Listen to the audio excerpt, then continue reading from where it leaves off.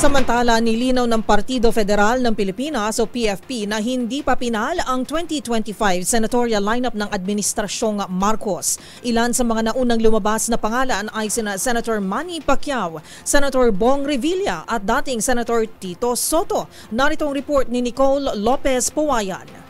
Hindi pa pinal ang lumabas na listahan ng senatorial lineup ng Marcos administration para sa 2025. Ayon kay retired General Tom Lantion, National Secretary General ng Partido Federal ng Pilipinas, magkakaroon lang ng pinal na listahan ng mga pangalan pagkatapos ng September 15.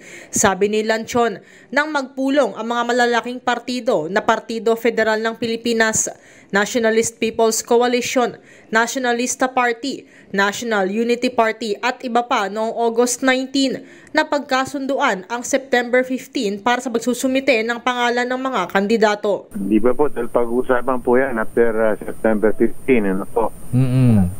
Kukuntin po ng hanay yan, magitan ng pag-uusap ng bawat hanay ng pampolitikal. At naman po sasangkunin naman lahat yan sa ating mga Pangulo dahil siya naman ang national chairman ng hanay ng partido.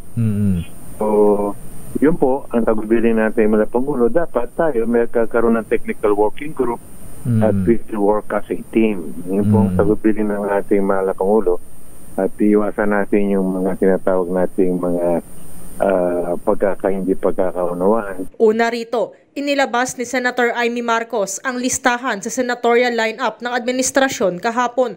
Kabilang dito sina dating Senator Manny Pacquiao, DILG Secretary Benhur Abalos at Senator Francis Tolentino na lahat ay nasa PFP na partido ni Pangulong Bongbong Marcos. Nasa listahan din si Senator Bong Revilla at Congressman Erwin Tulfo ng Lakas CMD, dating Senators Tito Soto at Ping Lacson, Senator Lito Lapid at Makati Mayor Abby Binay sa ilalim ng NPC.